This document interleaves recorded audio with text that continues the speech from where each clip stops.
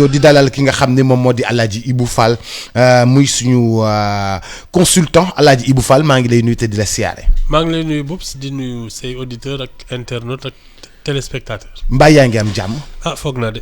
yàlla na jëm kanam Alaaji Ibou dañu ñëw ndax ajjuma yi nga xam ni moo xew mbàkkeek yooyu fekk ñu fi tey talaata lañ ci mën a waxtaan li nga xam ni moom moo di maanaam waa Pastef dañoo bëggoon def foofu li nga xam ni moom moo di meeting foofa ca fi nga xam ni moom moo di ca Mbàkke ki nga xam ni moom moo di seen leader profito ci dem julli ji fa nga xam ne moom moo di ca jumaay Touba.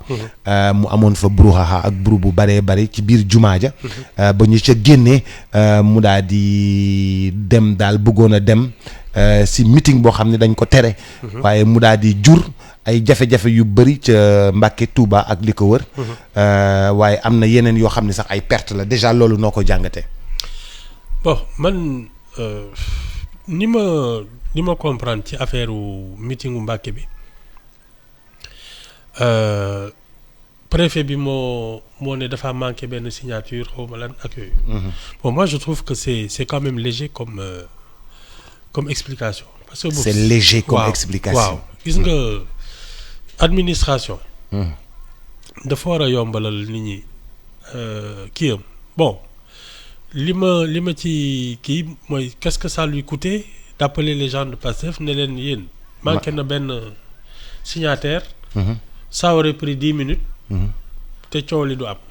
ça c'est vraiment je trouve que on aurait pu s'en passer bon léegi li ma comprendre mooy gannaaw kii Ousmane Sonko dafa taxaw en plein meeting ne gatsa ca gatsa. loolu mooy personne ne se fait plus de cadeau. mais je pense que administration bi waru koon topp ci loolu. parce que franchement il veut organiser un meeting à Mbacké. On aurait pu se passer de tout ce qui s'est déroulé ensuite. ay kii dinaa fi jaar du fi jaar ak yooyu vraiment loolu ci man et moi je dis que Boubs dama seetlu affaire bi quoi parce que Ousmane Sonko de toute façon depuis 1 an il se comporte d'une manière provocatrice c'est-à-dire dafay menacer na fi chef de l'État day jël sama bakkan wala jëluma sama bakkan. wala ma jël bakkanam. waaw. saaga na fi ay magistrat tam na leen ay gendarme ay def na fi lu ne loo xam ne en principe dafa na woon kii rek en plus il est en comment on appelle ça liberté surveillée. conditionnelle xaw ma. def na fi loo xam ne moo gën a garaaw lii. def na fi loo xam ne moo gën a garaaw te kenn waxu ci dara. parce que taxaw ne Macky Sall président de la République day jël sama bakkan wala ma jël bakkanam c'est très grave alors moi je commence à penser que le problème c'est pas Ousmane Sonko c'est la gouvernance c'est la gouvernance du pays. waaw ni ñu yoree dëkk bi la. parce que il y a des autorités chargées de l'ordre dans ce pays. Quand quelqu'un sème le désordre franchement soit ils sont incompétents. soit le gouvernement ils sont incompétents. waaw. Soit ils sont déloyaux. Soit c'est le chef de l'État qui n'écoute pas ses conseils. Mais il y a un problème très sérieux d'ordre public. De gouvernance et de gouvernance. Soit il y a des gens qui veulent prendre des décisions on leur dit bàyyi laissez tomber parce que lii c'est inadmissible. Un pays doit fonctionner dans l'ordre. Soit les autorités sont incompétentes, soit vis-à-vis de la République, elles sont déloyales, parce que dañu am ay calculs yoo xam ne c'est au détriment de la République. nit ñi dañuy calculer des autorités oui, qui font des calculs. Oui, quelqu'un qui depuis presque 2 ans met en émoi la République. ñëpp toog di xoole. piétiner ko suufal ko. Soit et pour man c'est même pas parce que fii lu neex waaye mu def ci kaw nga ñeme ko soo demee nag ba ñemee waa République bi waa dëkk bi c'est que y a un problème de gouvernance parce que ça c'est inadmissible li fi amoon mars 2021. moi j'ai dit si ça se reproduit c'est qu'on n'a plus d'État. Non, moi je pense qu'on a un problème. ça c'est daf na mini reproduction parce que ce qui s'est passé à Mbacké. C'est ce que Sarr mi nga xam ni dafa def seen champ. Créer ay chaîne de magasins di employer ay sénégalais. ñu ñëw tojate ko taal ko bàyyiwuñu fa sax bekk suukar sàcc lépp. magasin yeneen yi ñu tojate ko taal ko bàyyiwuñu fa dara. C'est un problème de gouvernance. Donc nous avons un problème de gouvernance ni ñu yoree dëkk bi nga d'accord. waaw soit ils sont déloyaux parce que ils ont des calculs politiques au détriment de l'ordre public. Oui, non, suñ ko kii machin kii ils ont leurs calculs politiques. Mais ça c'est au détriment de la République. Donc soit ils sont déloyaux soit ils sont incompétents. Mais pour yow Macky Sall dafa faible. En tout cas non ma xam naa loolu ngay bañ a wax bàyyi ma laaj la ko non oui je trouve qu'il n'est pas habité par la gravité de sa fonction parce que moom dëkk bi dox te kenn sañu fi di def lu naka su dul noonu. loolu mooy c'est ça sa mission. dëkk bi dox normalement. waaw loolu lañ ko fi tegee. oui. te yow personne n'ose faire ces choses-là. C'est ça la mission d'un chef d'État. Il incarne l'autorité, la dignité de la République. Lii ñuy def nii c'est de l'incompétence. Vous sentez que la République est piétinée? Ouais, les institutions, je le dis tous les jours, les institutions se sont tellement dégradées que plus personne ne respecte plus rien dans ce pays. Loolu mooy dëgg. Si je te dis, il y a des chefs d'État am na fii ñoo xam ne suñ fi nekkoon chef d'État kenn du sëqat. Kagame bu fi nekkoon chef d'État kenn du sëqat. Ah yow attends mais ça c'est un problème de gouvernance parce que su dee da ngay bàyyi ba nit ki di def lu ko neex ci biir dëkk bi te kenn du ci wax mu mel ni li ñuy naan doomu gumba gaana doo laal doo xool. Mais attends c'est quoi ça? Dans un pays marche dans l'ordre.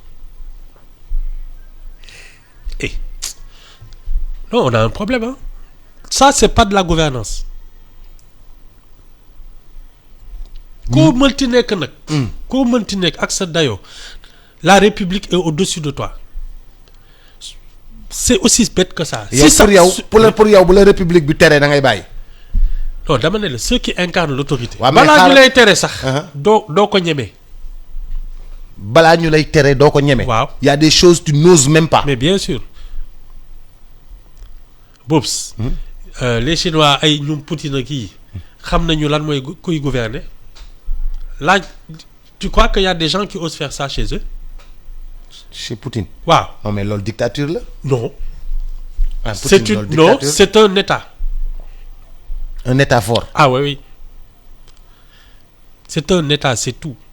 Tu sais, ça n'empêche pas la démocratie, ça, mais le respect des institutions, la dignité de la République, c'est la mission régalienne d'un État. Un chef d'État doit veiller à ça. Moi, je trouve justement que ces gens-là, c'est un problème de gouvernance. C'est tout. Mais pourtant, lépp dafa doxoon ba fii nii. Non, non. Bobs, attends. Mais yo, il y a eu des émeutes il y a 2 ans. Il y a eu des émeutes il y a 2 ans, 14 morts. Waaw.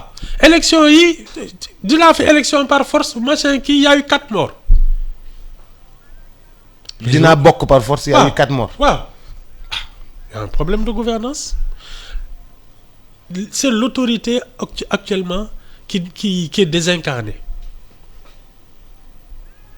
C'est tout hein. Fii je sais pas comment on en est arrivé à ce que ku ne am sañ-sañu défier les institutions. Et ça se comment dire ça? Ça se manifeste jusque dans la rue. Parce que yi ñuy def nii di saw ci mbedd meek yooyu c'est la même chose. Et ça commence à prendre une envergure qui nous dépasse. Su yàggee nii. Ku ci ne sa kër da ngay ut sa fetal ak say bal toog di xaar. Ah mais parce que seen champ bu jëlee ay fetal taxaw au champ jël ay fetal taxaw ku nekk jël ay fetal taxaw ne damay garder sama yëf. C'est tout. Damay garder sama yëf parce que état bi. c'est le Far West. garder lu ma sama yëf état bi ma waroon sécuriser sama yëf. C'est le Far West. sécuriser lu ma sama dara. Les stations d'essence les trucs ku nekk ak sa kër. On va vers ça. C'est un problème de gouvernance. léegi da ngay gis bu ñu ne par exemple je te donne un exemple benn exemple am na benn société bu mag fu mu nekk nii defar na ay grilles yu ngand devant son siège. Parce que ragal na bu dara amee léegi dañu ne ñu attaqué ko en fait. Piller ay ordinateur am wala piller ay piller bagage am. Mais nag quand même Ibou sénégalais yi nag li ñuy def sàcc la dañuy ñëw fekk beneen sénégalais bu investir ñu ñëw sàcc lu mu def yëpp. Bobs waaw. su la wóoree ne fii loo fi def ñu rëq sa ndigg muy sàcc muy dugg kër jàmbur muy saaga ak yooyu doo ko ñeme. C'est parce que les gens se disent il y a plus d'ordre qu'on ose tout ça. Il y a pas d'impunité. Voilà, il y a une sorte de c'est l'impunité. ñun lu ñu neex la ñuy def circulation bi les gens font ce qu'ils veulent voilà xëy bés di sànni ay xeer ay police mais forcer barrage de police oto bu forcer barrage de police mais attends non il y a un problème de gouvernance c'est ça. Il y a un problème de gouvernance. Il y a un sérieux problème de gouvernance. yow daal ni ñu yoree dëkk bi nii daal yow daal. c'est le seul vrai problème parce que suñu demee ba ñeme ko. c'est que dañu ne y a rien en face de nous. loolu daal mooy wax. Y a rien en face de nous. Ouais. Où il y a beaucoup de faiblesses en face de nous il faut en profiter pleinement. Ouais. Mais pourtant Mademba Sock defoon na ko de ak Abdou Diouf dafa coupé woon courant bi de pourtant. Ah, moi je trouve que la gouvernance de Diouf avait été aussi truc moom fii la toog ñu koy saaga ak yooyu ci cassette yi il a fallu que Djibo Kane xaaral ma jóg ci mu naan ko non tu sais xam nga ak yooyu Djibo Kane dem jëli ñoom Moustapha Sy.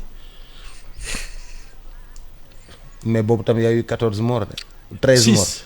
6 policiers oui mais ni ñu mujjee dès le lendemain police di dugg ci kër yi di génn di leen jëli ils sont passés aux assises il y a eu des condamnations de 20 ans les responsables là. Ouais. Ah oui 95 responsable Moustarchidine. Ah oui il y a eu en 95 il y a eu des assises ñoom ak les assassins de maître Babacar Seye. ñoom la ñu boole ci ay assises condamné leen ay 20 ans de prison dañu doon dugg ci kër yi di leen jëli